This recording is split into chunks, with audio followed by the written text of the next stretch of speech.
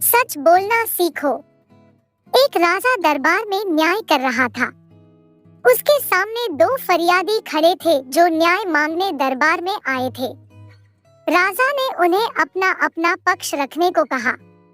दोनों ने बारी बारी से अपना पक्ष रखा।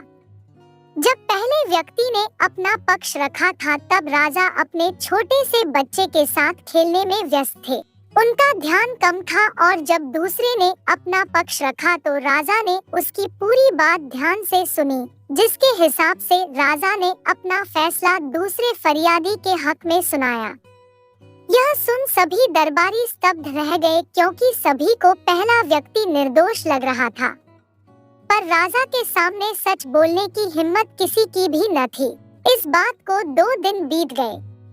तीसरे दिन उस व्यक्ति का बेटा दरबार में पहुंचा और राजा से न्याय मांगने लगा। उसने कहा, महाराज, एक राज्य है जहां मेरे पिता अपनी फरियाद लेकर गए थे।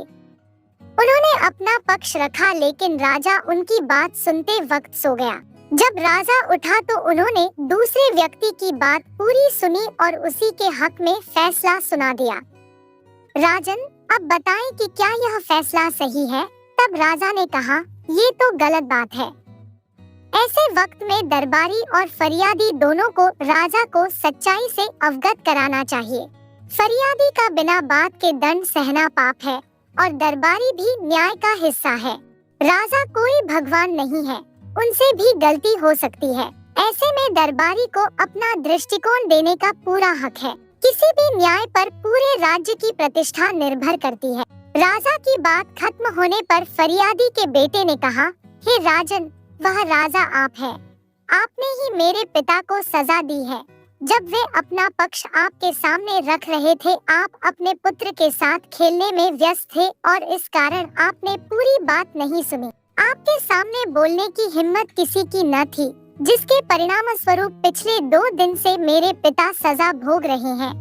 राजा ने यह बात सुनकर अपना न्याय बदला और दरबारियों को फटकारा। राजा ने सत्य बोलने वाले उस फरियादी के पुत्र का अभिवादन किया और उसे पुरस्कार स्वरूप राज्य के कार्यशाला में पद दिया। सच्चाई कैसी भी हो, उसका साथ देने से कभी नुकसान नहीं होता।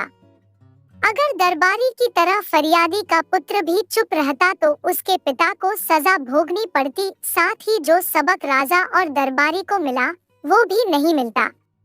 एक व्यक्ति के सच बोलने से कई व्यक्तियों का लाभ होता है। जिस तरह से राजा ने सत्य को स्वीकार कर अपनी भूल को ठीक किया, उसी तरह सभी को अपनी गलती स्वीकारने में शर्म नहीं करनी चाहिए, अपितु अपनी गलती को स्वीकार कर उससे सीख लेनी चाहिए।